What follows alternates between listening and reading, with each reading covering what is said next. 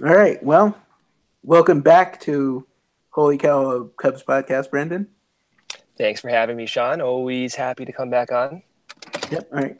So I guess we're now in the off season, and we'll talk a little bit about the whole Cubs salary, possible crunch, stuff like that. But we got to kick it off with this stuff about Jim Hickey, and there's just hmm reports everywhere that the Cubs are going to move on from Jim Hickey, which Yeah. would make it the second year in a row they have removed both hitting and pitching coaches. And it just seems like a lot of turnover right now in the Cubs coaching staff. And what do we make of this?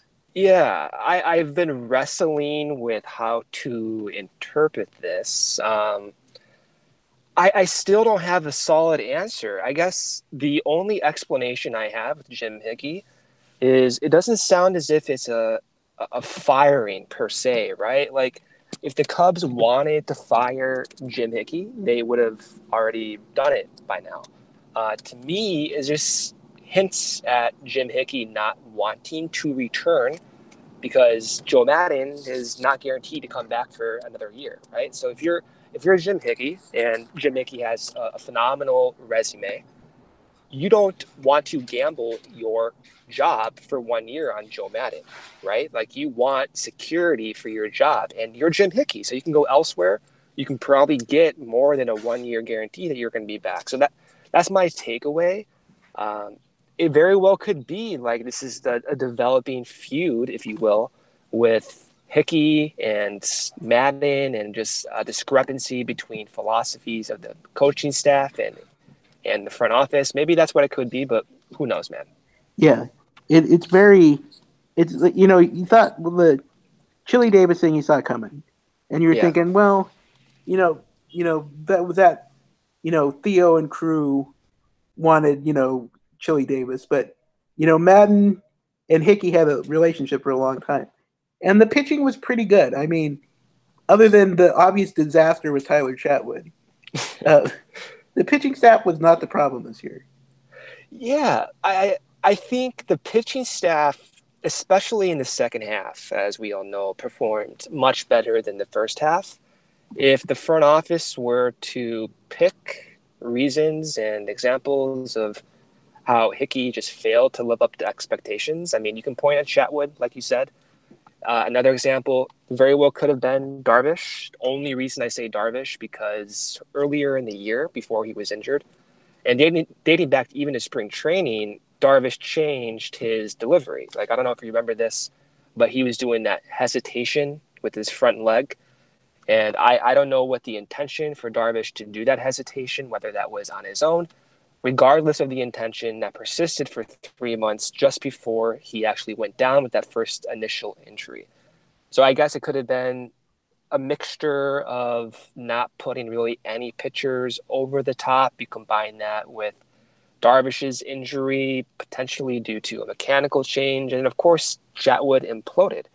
And as much crap you want to give Theo for giving Chatwood 39 million, Chatwood nevertheless had all this skill and potential, and he had two pitches with peripherals that ranked among the best in Major League Baseball. And you know what? Hickey didn't do his best is not the right word.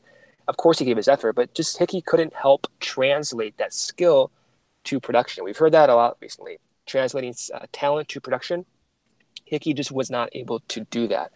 But again, just for me, it kind of points back to whether or not Hickey wants to stay because of Madden's quote unquote insecurity. I think ultimately, if I had to bet what's going on here, it probably is that. Well, that kind of is an interesting thing in general. It's just like Madden's obviously now entering this. I don't know what else to call it, the lame duck season, Yeah, I mean, it's a lame duck year, right? and that's a very awkward position for any manager or coach in any sport Right, to right. be in, and it leads to a lot of uncertainty. And you do wonder, like, how is this going to work? Is there going to be a lot more tension between the front office and the manager this year? Do you sense that? Like, I was having this discussion with Corey, who's my Cubs related podcast co host. And I think this may have been off the air actually, but I was a little curious about how the front office has handled the coaching stuff this offseason. And I talked to Corey about this point, and I'm surprised Madden did not get an extension. And the reason being is because you have instances like we have with Chili Davis being fired and now Jim Hickey not coming back, where it doesn't look like an appealing option for aspiring coaches. And of course, we got Anthony Iapoce back, but for filling a vacant pitching coaching spot, that seems very difficult to do with just, again, uncertainty around Madden. So I was surprised that the Cubs did not extend Madden. I felt as if they gave him, maybe a 2-year, 3-year deal, and you know what, they didn't like what they saw from Madden in 2019, they could have cut him and ate that salary and move on. But at the very least, you kind of create that sense of confidence between the front office and the coaching staff. You're able to then draw in coaches, and you're able to maybe create a sense of continuity between the coaches and the players, because they have this sense that, hey, we're going to be here for the long haul. And I wonder, ultimately, if that was a mistake, not extending Madden and putting yourself in this position of just uncertainty. Yeah, and it's one of those things, too, that reporters will ask throughout the season. That's a question that's going to keep getting asked. It's going to be hanging out there, and if there's a slump or a downturn, people will be, Joe, how does your job uncertainty affect this decision and this decision? It's just something that's hanging out there. Yeah, exactly. And I think, too, if I'm a player on this team, I think that is a little unsettling as well. I don't know. I feel as if you listen to Javi and Rizzo and many of the other players at the end of the year, of course they're going to back their manager and sing his praise and whatever. But I at the same time, I don't think you take that lightly. And I guess just to point out, of course, we're outsiders looking in. And Theo and Jed and the entire front office, they're going to have their thorough exit interviews, and they know what everyone's thoughts are. So again, this is maybe an outsider looking in, but I feel like if anything, you want to create a sense of continuity, and the word continuity is not my own word. We even heard Theo talk about that in his season-ending press conference, and I just don't see how not giving Madden an extension is creating a sense of continuity. To me, those two philosophies clash. I don't know. Does that make sense? Yeah, it does. And I sometimes talk to like my brother and stuff. Isn't into his he is a Cubs fan and stuff, but he's not as into the minutia as like I am reading these articles and stuff. And he did say to me the other day, he goes, "Well, if you've had complete turnover with hitting and pitching coaches 2 years in a row, do you eventually have to ask, well, if you keep, shuffling through hitting and pitching coaches, do you have to ask, is it the manager? Is he the problem?" Do you think he's a problem? I don't think I don't think so. But my brother is like dead set against Madden, always has been. But it's one of those things that some of his decisions recently, that thing with Pedro Strop still drives me nuts. With keeping him in a pinch hit. Yeah, so I did not particularly agree with that, but here's the thing. If you're looking at small examples like that, the Cubs were put in that position because of a variety of other factors, like the offense completely breaking in the second half, the first half, the pitching staff. People probably forget that, but the pitching staff in the first half severely underperformed. And so if you're able to marry those two value with the hitting in the first half and the pitching in the second half, then we're not having these discussions of whether or not Pedro Strop should be left in the game to pinch hit with the division on the line. So I guess you can point at that as well. And it's one of those things too where I've always, the way he handles a team, and over the years, I've always loved. He does a very good job handling players, resting, and all that stuff. And of course, he's always made some, let's say, interesting in-game decisions, and I can always live with that. Yeah. The in-game stuff is so difficult. I do this. I do disagree. I think any manager who ever manages his team, you're going to disagree with some of the moves. Well, I mean, look at a Dave Roberts or any of the other. They've made some moves that Joe Madden looks way better than some of those guys. Yeah, I mean, we see Dave Roberts even in this recent World Series just kind of overexert his bullpen. And so, I mean, point being, like managers are always going to have their own philosophies, and I will always hold this true. I don't think these decisions are always black and white, and I think I love to use data. Of course, there's gobs of Statcast data out there, and I like to play around with it. And I know everyone loves exit velocity and all that stuff, and you now have these predictive models. I get all that, but at the same time, there is context, and some of these decisions that Madden makes are ruled by context and information that we're not aware of as fans. So I always give him the benefit of the doubt. There are instances, though, where, yeah, they look to be a little bit obviously disagreeable. I mean, Corey, he said this in the last podcast episode, but he said, like, he'll never forgive Joe Madden for pinch hitting John Lackey in the 2017, or keeping John Lackey in to pitch in Game 2 of the 2017 NLCS. I'll never forgive him for that.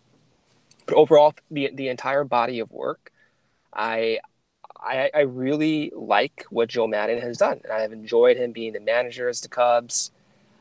However, I will say the lack of urgency comments from last year that Theo just gave, that was a little jarring to me. I was about to say that. Right. Like what? How did I put it? It was a brutal subtweet by Theo Epstein. And it was. And how you interpret that is going to be different from maybe a different fan. I guess for me, how I interpret that is absolutely that's on the manager's shoulders to be responsible for getting your players ready. And I totally understand that. At the same time, the degree to which they were, quote unquote, not urgent, who knows? That's something that I'm sure Theo and Joe have talked about. And if it were a major issue where the front office felt as if the team just wasn't exerting 100% effort all the time, I think he would have been fired. And that's not the case, because I don't know. I feel as if there were really, truly a disconnect between Madden and the front office, he would have been fired by now. But they're not. And what I can't understand then, underneath that same thought, is why he hasn't been extended. And that's kind of the cognitive dissonance, I guess, if you want to call it, something that I'm struggling with. Yeah, speaking of that, we'll kind of move on from, but yeah, I'm with you. I don't understand the kind of hanging the balance, but right. Another thing in Theo's press conference was it really, when you listen to it, you really get the sense that like they were going to make big moves. Like he was very displeased with the status quo, but then after that press conference, these just cascade of leaks that the Cubs are not going to spend a lot of money. And I'm starting to get the feeling like you did on your podcast you were talking about, that they really aren't going to spend money. But I don't get the disconnect between Theo's press conference and then this. Yeah. Theo's transparency has always been, first and foremost, one of his greatest strengths, I feel, with the media. He handles the media exceptionally well. He almost like steals the answers before they even ask him the questions, and he understands that. And so I think he kind of fed the media what they wanted to hear, and that created a sense of ease, I guess, from the public or whatever you want to call. But at the same time, I never interpreted Theo's comments as, hey, we're going to spend gobs of money in the upcoming offseason. I interpreted those comments as, hey, we're going to seriously consider trading some guys who may have been with the team for a while and you may be uncomfortable dealing with these trades. That's how I interpreted that. And also just as a notice, I guess, the Cubs are spending money. They're currently set at $222 million, give or take a few million, in their projected payroll for next season. And so they're already going to approach probably the second tier of the luxury tax, right? So they're not like withholding money. It's just, hey, they may not want to spend on another player worth $350 million and have to pay penalties on top of that and limit your flexibility. So I guess ultimately, I think Theo is talking about making trades. I know other people interpreted that as, hey, we're going to get Bryce Harper, but I disagree with that. Well, also, it's one of those things too where, Cubs Twitter, Cubs fans have been building this Bryce Harper thing 2 years, 3 years now. For a while, yeah. They want it so bad. And I don't know, we don't know if the front office ever did want it. We're just going with what we wanted. Right. So it might be one of those things where he's like, we're going to change things up. And it might mean trading Schwarber, Happ, Almora. But we just like, Harper. That means Harper. Yeah, I think that was never insinuated in the press conference. Let's put it that way. And also at the same time, given the reports that they may not spend, it's possible they move around players on the current team to get that dead weight off, I guess. For example, they may be able to trade Tyler Chatwood and eat some of his salary, but free up some luxury tax room. And same thing with Jason Hayward. They may be able to eat maybe half his salary, but give him up and you get that financial flexibility. So it's possible they can still get Harper, but it's going to take a lot of creativity to do that. I just don't see it happening. But I don't think this front office is like putting that out of the realm of possibility. I just don't think it's likely, but they're going to explore every possible scenario 100%. And I think that does include trying to at least entertain the idea of getting a Harper or Machado. Again, that doesn't mean it's likely, but I think they're smart enough to consider every single option on the table. Yeah, and the Manny market has taken, you got to say it's taken a hit with the World Series, but I don't know how fair that was, but you got to say it's taken a bit of a hit. Would you spend $350 million on Machado right now? You see, I wouldn't do it. And so what's your reasoning for that? Well, I really just from a production standpoint, or I really like Machado a lot, and I was on his team like going into the playoffs and stuff. But I just get a little worried about the hole. He's got a hole in his swing. He strikes out a lot, and it makes me nervous. Yeah, my thing with Machado is, first and foremost, he's one of the best young hitters in the league, and he's put up pretty good numbers over the last few years.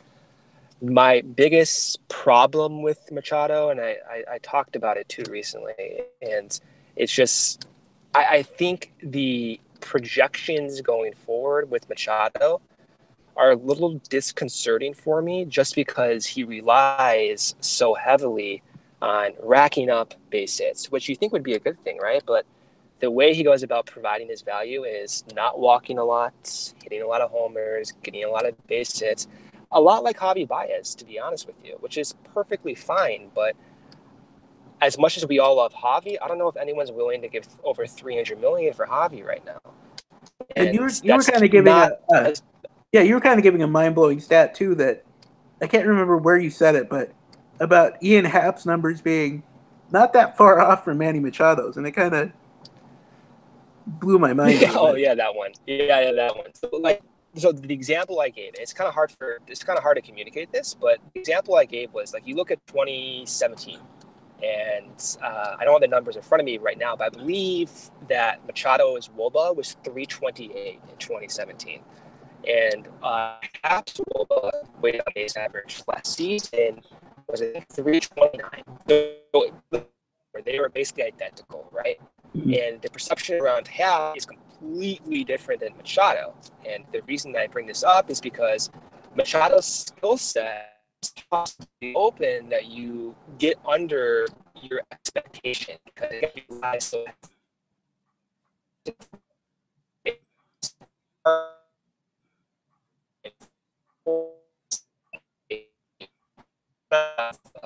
the skills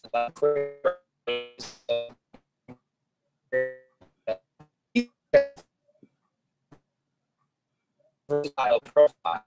If you're an investor, you want to diversify your portfolio, and this is kind of the same for baseball players. Rizzo, Bryant, Votto, All these guys can provide value walking, hitting home runs, extra base hits, and base hits. Machado doesn't really walk that much. I think if you're relying much on base hits, it's a little unsettling for me if I'm going to spend $500 million on you. Yeah, I don't know. I might have lost you a little bit for some of that. I don't know. At what point did you lose me? It was about when I asked about, you started talking about the weighted on base, and I lost you a little bit. Okay, I can just pick it up wherever you lost me if you want to edit it back in. Yeah. Okay. All right, so I'll just pick up right from where I think you lost me. So the reason I brought up the Ian Happ comparison was because if you look at Manny Machado's 2017 season, he had a 328 weighted on base average, which is just a stat that basically combines all your offensive production into one tangible number. And then if you look at Ian Happ's 2018, he had a 329 WOBA. And so I brought that up not to dismantle Manny Machado and discourage anyone from signing him, but I brought that up just because Machado's skill set is reliant on racking bases, hitting homers, and not really walking. It's a lot like Javi Baez's skill set. And it's not to knock Javi either, but I think we'd all be in agreement that, like, hey, maybe giving Javi Baez $500 million does not make sense right now. I think it's the same thing for Manny Machado. And if we're talking about lower dollars, yes, please sign me up for Manny Machado, but we're not. We're talking about at least $300 million. And going forward, as someone ages, I want a diverse hitter. You look at Joey Votto, Anthony Rizzo, Chris Bryant. They have a diverse hit skill. They can walk, they can hit homers, base hits, everything. And that walking skill, to me, allows you to age better and be more projectable once you hit 28, 29. And I think with Machado, you're not going to get that consistent projection or that reliability. You know, it's funny that you mention hit tools and stuff like that, because I just recently wrote an article, came out today, about Michael Brantley. On which website? CubsInsider.com. CubsInsider.com. Okay. That's right. But you know, Michael Brantley's numbers are actually very intriguing, and he doesn't strike out a lot, makes a lot of contact. Now, obviously, he had the injury issues in 2016 and 2017, but he's back strong this year, and he might be an intriguing guy as a lower cost option. Yeah, I actually agree with that. I saw that. I was going to message you actually and be like, hey, good idea. But I saw that, and I do like it. The one hesitant thing I have about that idea is just Brantley's injury history. He has some pretty significant injuries that have not for an extended time. So I think if we're looking at our outfield right now and trying to get more consistent production, it's kind of hard to rely on maybe Schwarber, Happ, Almora, Hayward. And so there's two thoughts. One, you can throw Brantley into the mix and kind of hope some of them pan out. Or you can instead maybe consider getting Brantley and then trying at the same time to acquire a more consistent, quote-unquote, healthy bat by trading Schwarber or Happ or Mora. But I do like the idea. It does intrigue me to get Brantley. The one negative to that, to me, is just, hey, can you rely on him to give you 150 games? I don't know about that. Yeah, and that is the big red flag for him. And there's also a lot, of course, buzz about Andrew McCutchen. But, yeah. He does get on base. He walks. But I do worry about McCutchen maybe way past his prime, but a similar deal to, let's say, Todd Frazier with what he got. Let's say like 8 to 12 million per year for 2 or 3 years. So you're paying him basically like a John Lackey contract or the Tyler Chatwood contract. I may be more open to doing that than maybe risking it with Michael Brantley. But again, the negative to that argument is, of course, what you just said. Is he past his prime? And will he be even able to even play past 120, 130 games with his age? I think that's another red flag. So I don't know if there's perfect solutions here. but a mixture maybe of acquiring outside talent, trading from within to fill other weaknesses, and supplementing your team that way might be a good option. Well, that I'm going to ask you about that too because um, I get the sense like you do that somebody's getting traded, and I would assume it's out of Yeah. the Hap Elmora Schwarber camp. I mean, like you said, if they come up with something creative to trade Hayward, I mean that might be something different. But out of those other Yeah. three, who do you think is the most likely to get shipped out? The most likely to get shipped out. I don't know if there's one crystal clear option. I feel as if we're hearing a lot about Kyle Schwarber just because of the defense stuff, but as like a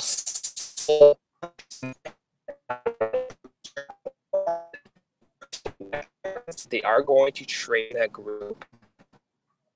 It's Albert Morra. This is going to come off without dissing other players. So I do like Alamora, but if we're going to look and compare between among those three players, I think there's more of a higher ceiling for Ian Happ, for Kyle Schwarber. Schwarber, of course, improved his defense. Happ, of course, has the power, speed, potential, and versatility. I feel as if there's more talent. But at the same time, you go back to Theo's comment of time to turn talent into production, and maybe they feel more comfortable given what they know with Almora and what he can do. But if I had to do any deal, if I had the keys to the Cubs, which thank God I don't, I probably would trade Almora before I trade Happ or Schwarber. Yeah, and I tend to agree with you. I wrote another for CubsInsider.com about how I thought Ian Happ should get more playing time, especially against right-handed pitching, than Almora was getting, and people did not like it. There is a lot of anger, a lot of, well, if Almora got to play against right-handed pitching, he'd do so much better. And I was just like, Yeah. the numbers don't back that up, and people were angry. And of course, I hated to see it, but Almora got more time against righties, and his numbers did start to crater at the end of the year. And you wonder if, like, Yeah. is he ever going to be more than just a guy who kills lefties and plays decent defense? Is he ever going to move past that? Yeah, and that was another thought that crossed my mind, and I was looking across the last few years, and one consistency that the Cubs have had is their ability to shuffle in and not platoon players, but able to give guys consistent days off, able to mix and match and play to a lot of the individual strengths. But at the same time, I asked myself, is that kind of harmful to each of these guys' development? Because I think one example you can point to as maybe being, yes, it is harmful to their development is Javi Baez, because this was the first year he went over 600 plate appearances his entire career. I think it may have been the first time he went over even like 510 plate appearances. And that was because of injuries and the Addison Russell saga. But nevertheless, Javi was able to at times fail short term, but not get taken out, adapt, and adjust successfully. And we saw the fruits of that decision ultimately lead to Javi being an MVP candidate, able to hit right-handed hitting and reduce at times his excessive whiff rate and successfully adjust. So the question has crossed my mind is what the Cubs have done with shifting guys around with their prospects. Has that been, to a degree, suboptimal in their developments? And I don't know what the answer to that is, but the question did cross my mind. Yeah, you do wonder if Schwarber or Happ or Almora played 150 games, would they reach a new level? And this is constant, you play a couple games to the couple games. Maybe it would be best for the Cubs and a Schwarber or Happ or someone to trade them somewhere where they play every day. Yeah, and I think again, best playing people every day is you expose these players is I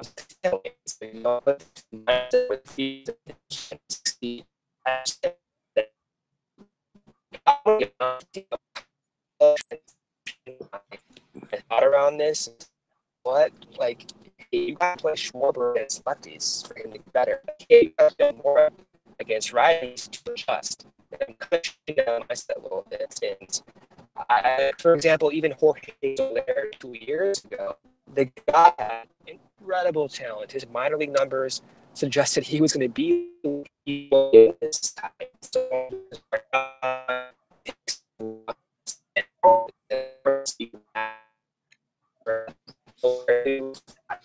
but he just couldn't adjust, and he couldn't get his playing injuries and other circumstances.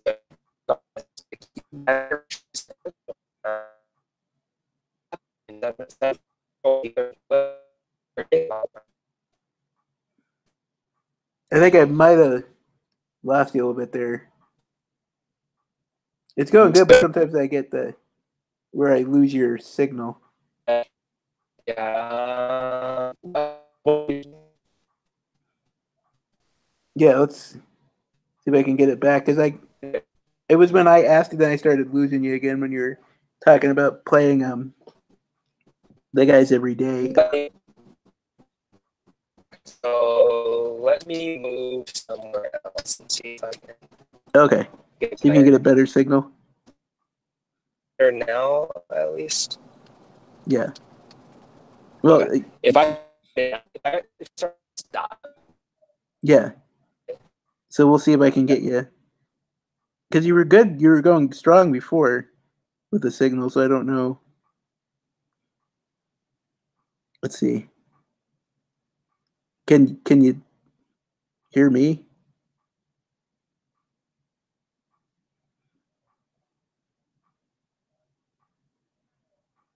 Now I might have lost you.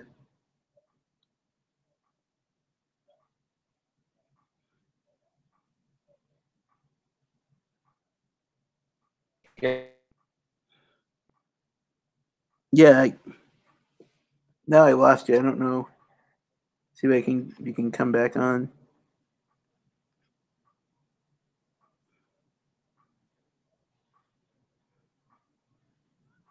It's a little harder when you're on the phone though too. It's easier to lose the signal.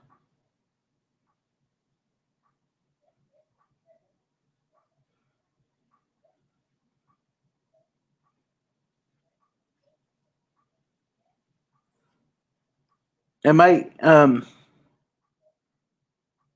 maybe you can hop off and try to get back on. I'll keep the stream going. Just like Wait, maybe I got you now. Try starting to get you back a little bit. No, maybe not. Yeah, I might have you jump off and then back on real quick. I'll keep the stream going.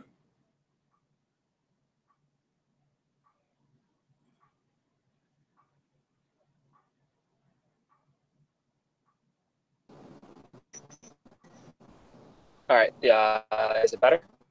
Yeah, I'm getting it back now. Okay. Let's see. So you hear me better now? Is it clear? Yeah, I got you now. Again, just Yeah, I'll kind of well, let's see if I can get you back. all right. Hold Okay, on. now I've got you. You got me better now? Yeah, now I've got you better. All right, we'll just.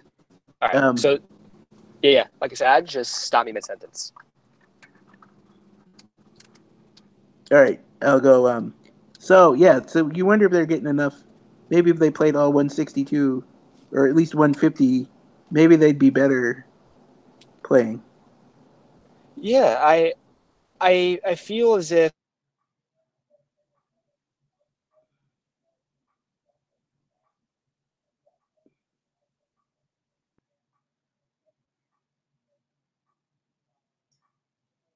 Hmm.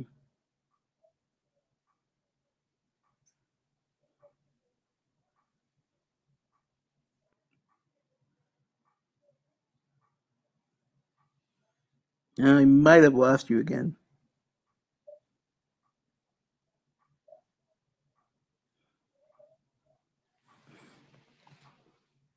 Huh. Thought I had it back, but I guess not.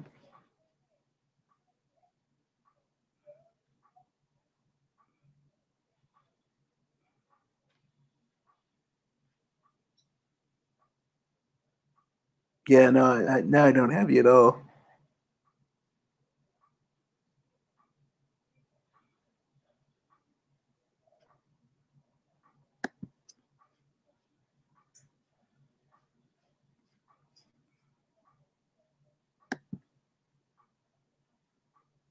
Can you hear me?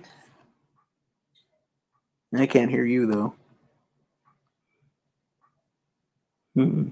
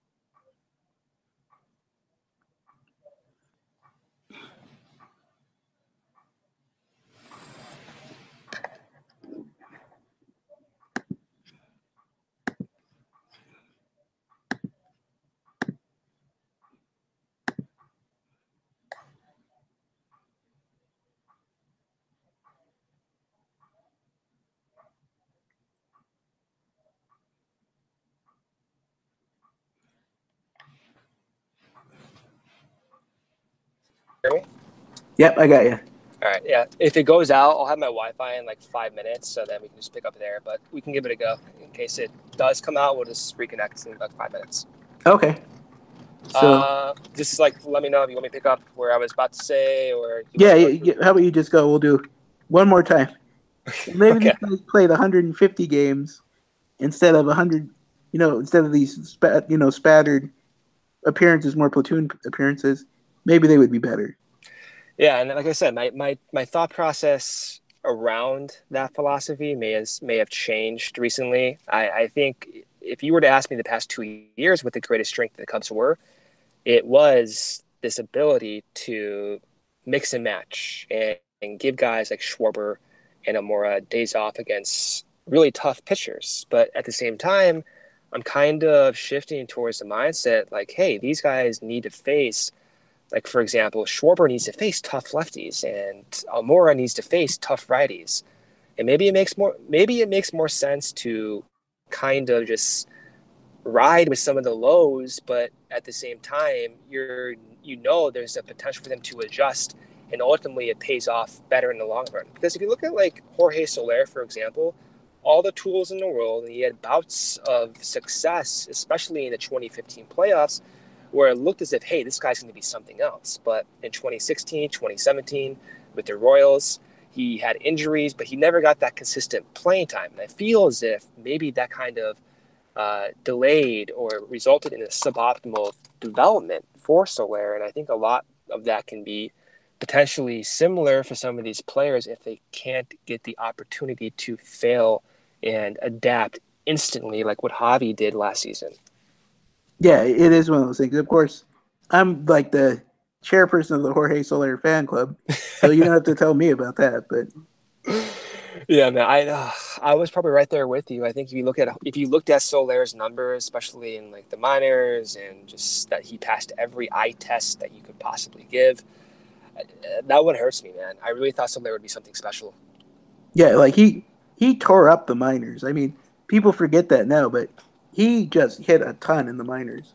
So Dude, yeah, like even in the 2015 playoffs, like he went off. Just a disgusting. I think it was against the Cardinals, whatever it was, or yeah, it was against the Cardinals where he just could not get out. It was incredible. Yeah, and his swing is beautiful. I love his swing. I know her. I can't. I still to this day I cannot believe. Like I was talking 2014, 2015, and I always said I think the most reliable person, the most reliable prospect the Cubs have was Jorge Soler. And admittedly, I think I even put him in that like Chris Bryant tier. And at times with Chris Bryant's strikeout, I may have shifted towards Jorge Soler as being the guy. But I'm still to this day floored he couldn't make it. Yeah, I'm right there with you. I was doing the same kind of stuff, and like, like if you could get that, and then like, the whole Solar strike zone and all that stuff. I was very much on the team, but it Yeah. just maybe it'll work out eventually. Who knows? Yeah, not with the Cubs though, unfortunately. No, not with the Cubs. I guess I will go to one other thing I wanted to ask about, and that's the bullpen. And do you see any major changes? You wonder, like, is Morrow? Are they ever going to be able to rely on Morrow? But what do you think is going to happen with the bullpen? Ooh. You don't want 2018 to repeat, right? And so if 2018 repeats, that means Morrow's your closer going into 2019, and you have a group of guys who have injury concerns and inconsistency, right? So I think the strategy going into 2018 was, hey, let's accumulate as many arms as possible and see what happens. And at times, in most of the year, actually, that worked. They were able to get production from a variety of different people.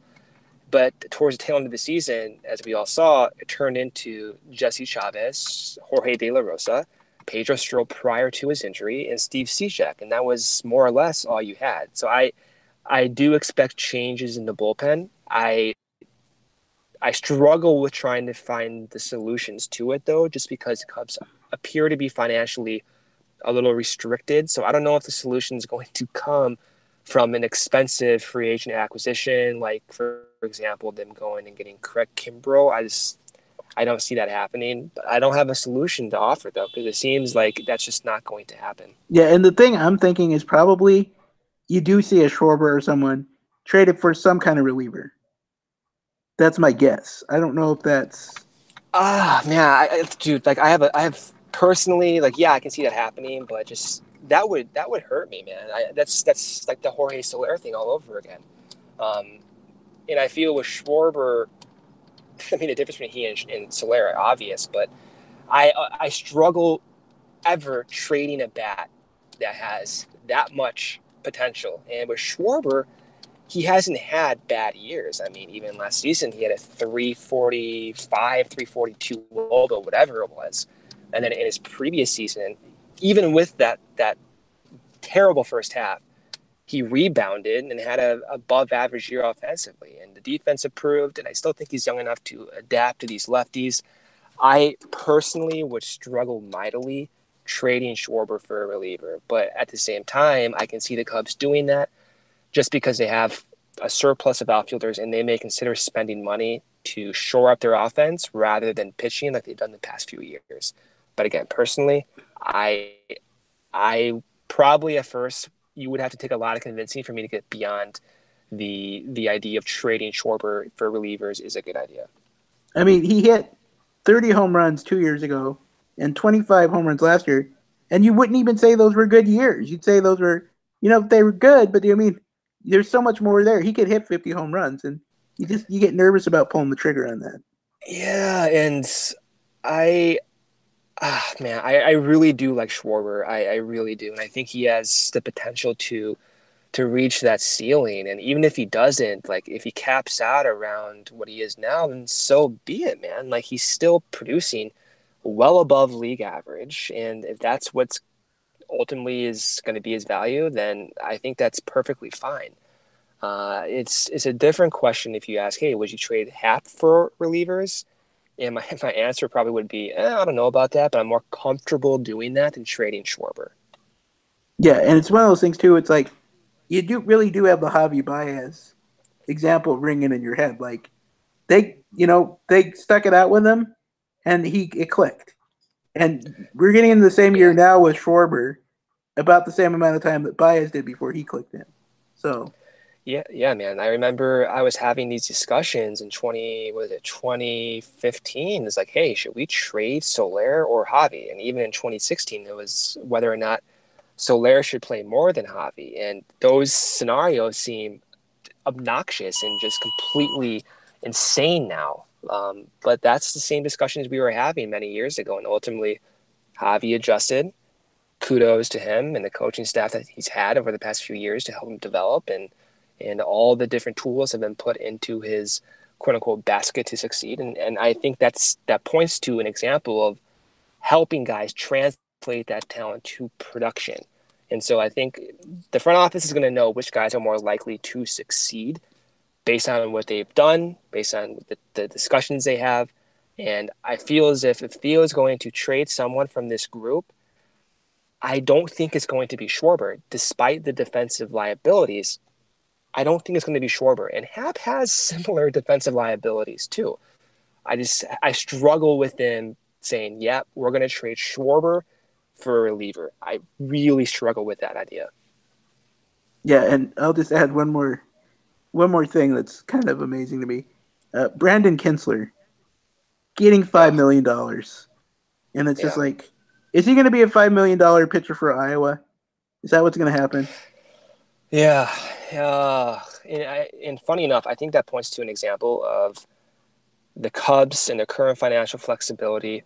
Like if they were really intent on signing Bryce Harper, which they could still be, don't get me wrong, then they wouldn't have risked trading for Brandon Kinsler, knowing very well that he was going to exercise his option for $5 million.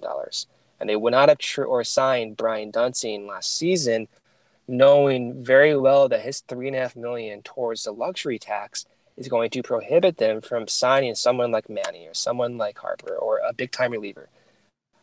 Maybe they just made that error, but personally, I feel as if those decisions were going to affect major moves, they would have never been made. Yeah, that's kind of the sense you get. Like, if they're really that limited by their financial, like, if they don't want to go over the second luxury tax or this third luxury tax level, then yeah, those moves don't make sense if you're trying to get a Bryce Harper. Right. And I don't have much confidence in Brandon Kinsler just because he's getting older or whatever, but I I hope I hope he rebounds, but I think if you're going to rely on Brandon Kinsler as a consistent piece for 2019, that's not going to happen, and it very well could just be one of those things where, yeah, once you get out of spring training, you just may just eat it and pay him and move on. Yeah, and I'm pretty sure. I mean, things would have to go. I can't believe that Brian Dunsing will be allowed anywhere near the bullpen this year, but you never know. I don't know what happened with him, man, because I remember what was it, the first 6 weeks of the season. I think it may have been his first 15 innings, if I'm remembering, but he didn't even allow a run. And then ever since like middle of May or whatever, he was complete nonsense and a complete disaster out there. But Well, the that's what point, you were talking about too. We were talking about Corey with how could you put John Lackey in, and the one that we all wanted was keep Brian Dunsing out there another inning in the NLCS. It's just amazing now. that's a good point, man. That's a good point. Yeah, isn't that funny? In 2017, we were relying on Brian Dunsing in like the eighth and ninth innings. What a disaster! How did we get to these points? Uh, I don't know, man. Like I think you look at the bullpen too, and you have CJ or Carl Edwards Jr. and you want so badly for him to just stay consistent, but if you're trying to capitalize on this win window, personally, it's hard for me to rely on a pitcher like that. I think with Steve Cishek, you knew, like when Cishek was on the mound, this is what you're going to get, and there's a sense of comfort and appreciation, and really just a consistent projection going forward that you just don't have with someone like Carl Edwards Jr. and Brandon Morrow's health. So I don't know what the solution is, but there are issues with that bullpen, and it does give me some anxiety, admittedly. Well, it's one of those things too that it really, if you think about all this stuff, it's just how amazing is Pedro Strop? that he's Oh, so best consistent. dude, one of the best Cubs relievers of all time. Best Cubs reliever in at least my lifetime. You can point to Carlos Marmol in his stretch and some of Sean Marshall's years, and I the consistency that Pedro Strop has provided year in, year out has been nothing short of remarkable, and ultimately he'll go down, in my opinion, as a Cubs legend. Yeah, I mean, every year between like his ERA's under three and like between three and 2.5. It's just amazing the consistency. You can, yeah, and I hope too, like age doesn't catch up to him as much as I want Payton in the line. The back of my head is like, hey, how can you keep going on like this? The reliever game is finicky, and you can go from being Andrew Miller of 2016 to Andrew Miller of 2019, Yeah, that not people are talking getting, about as like yeah. a discount bin option for the Cubs. Andrew Miller. I'm Isn't like, that isn't that isn't that crazy? And it's funny too. You mentioned that because this is a great example and ties into what we were talking about Schwarber. 2016, the discussion was, hey, would the Cubs trade Kyle Schwarber for Andrew Miller at the trade deadline? yep, And and remember what the reports were? The reports were unambiguously no. That's yep, not going to happen. This front office does not want that to happen. Imagine if they did that now. And even if Schwarber provided the current value he did with the Cubs last year for the Indians, and the Cubs got back this current version of Andrew Miller, we would have labeled that as a complete disaster by the front office, right? yep. It would have been a robbery. So that's my hesitation ever trading for relievers. And even with Justin Wilson, another great example of Justin Wilson. You traded Isaac Paredes and Jaimer Candelario. Isaac Paredes is going to be one of the top dogs in the prospect list for the next 2 seasons. And Justin Wilson had an okay year last year, but he was never what the Cubs thought they were going to get when they traded Jaimer and Paredes. That's the risky run with trading for relievers, and that's why I particularly rather not trade Schwarber or Hap or even Almora for someone like that. You have to get back a consistent reliever, and those are rare. Yep, they really are. So I guess I think I've asked pretty much everything I was going to ask. Um, I will ask one more just because I like to needle you a little bit. Uh, Oh God, oh God. Jalees Chassin and Miles Mikolas, and we Oh, go with Chatwood. I mean, oh. if you ever want to look in a mirror, like a perfect example of how hard it is to be a GM, three very similar guys, and we end up with Tyler Chatwood. Would you okay? So going back to last off season at this time, would you have still given Tyler Chatwood that money in that deal over Mikolas and Chassin? Well, I would not have given Chassin money. I mean, you were on that. You knew he was going to be good. I just like I maybe I'd seen the I'd gone to enough Rocky games because that's where I see the Cubs play Yeah. in Denver that I was kind of scared of Chatwood and Chassin. I was like, Yeah, that could have been. I can see what you're saying. I think where I was last season, of course, I liked Chassin. The reason I liked Chassin, of course, was because he was going to be cheap, and ultimately he got $8 million, and he got basically half the money that Tyler Chatwood got. But it goes back to what Chatwood is. He had a little bit more bouts of success, and he had more pitches, and so it made sense at the time.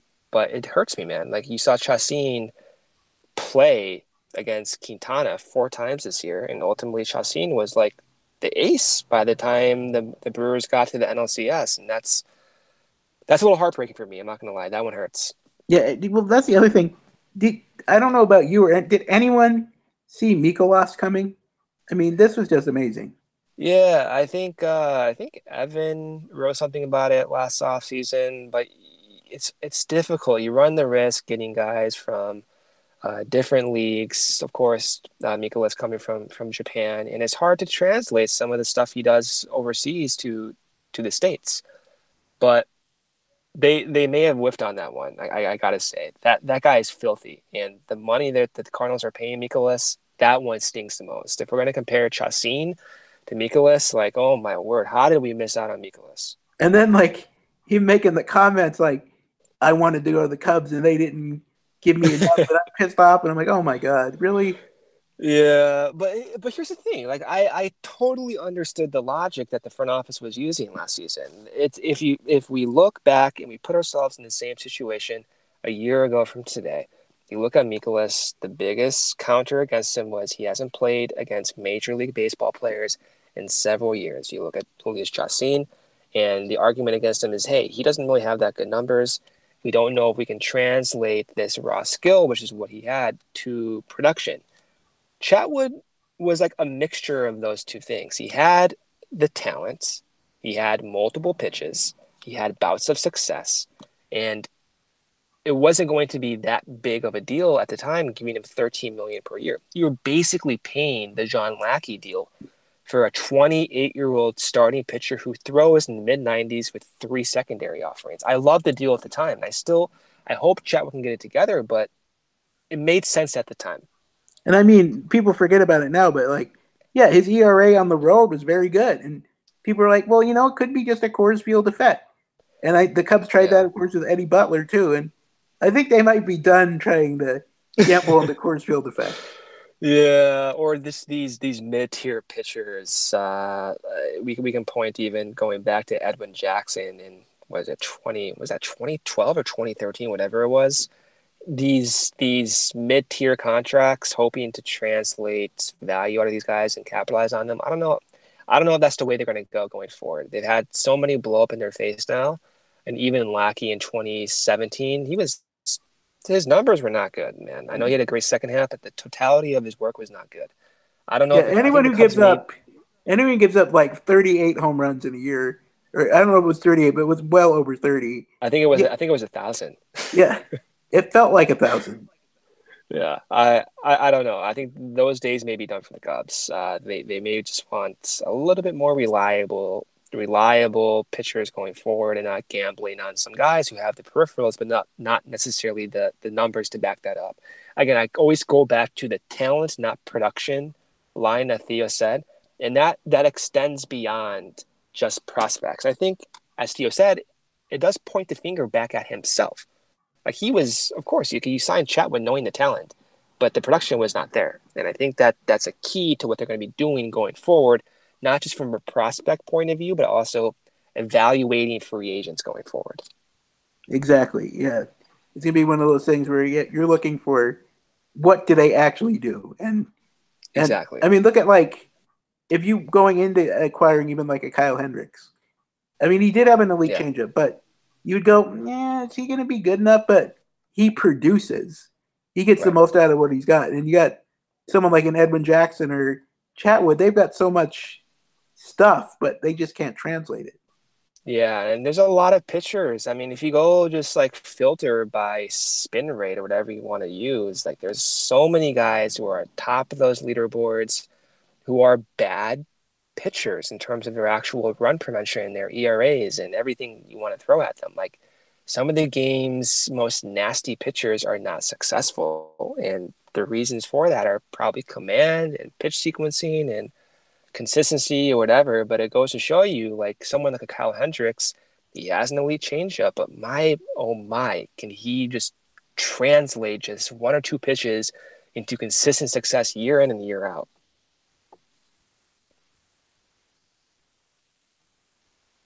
And even though Corey's not on here, I will say someone like John Lester gets the absolute most out of what you might consider not the best stuff. Well, as we all know, I'm the chairman of the John Lester fan club, right? Yes. And Corey would admit that too. No, I'm joking. But yeah, man, like what John Lester's an absolute legend. If his number's not retired by the time his contract's up, or rather in the next like 5 years after his contract is up, something's wrong. I mean, a complete stud. Game sevens multiple times, relief, whatever. Lester's on the mound. What are you getting? You're getting backdoor cutters, 88 miles per hour, nonstop. I love it. Yeah, and of course I love to torture Corey, and every time there's a comment in one of my articles or I see a tweet saying time to get rid of Lester or Lester's overrated, I have to send it right to him. I'm hoping next season that Lester does hit those 2 homers. I don't know if you saw that bet, but Corey made a bet with at Cubs, and if Lester hit 2 homers last season, Corey would have gotten a tattoo of Lester bunting somewhere on his body. Hopefully that bet remains for next season. I would love that. Yeah, that'd be fun to see. Yeah. Well, I guess that's where I'll stop. We've tortured Corey enough, so I had to do that at the end. I can never get And enough of torturing Corey. Anytime you want me to do that, just let me know. I'll come on here and do it. yep, and of course, I guess I don't need. Some of the people might not know, but the Cubs related podcast that you guys put out about twice a week, much more often than I put out this one. But It's hard, man. It's hard to record. I mean, it's difficult. So, the listeners getting 1 or 2 podcasts a week, trust me, that is a lot of work. And even if it's once every 2 weeks or so, it's still good and hard work to do. yep, and so if you aren't listening, I encourage you to listen to the Cubs related podcast. And Thank you. I appreciate that. yep, and thanks for coming on, Brendan. Thanks, Sean. Anytime. Yep.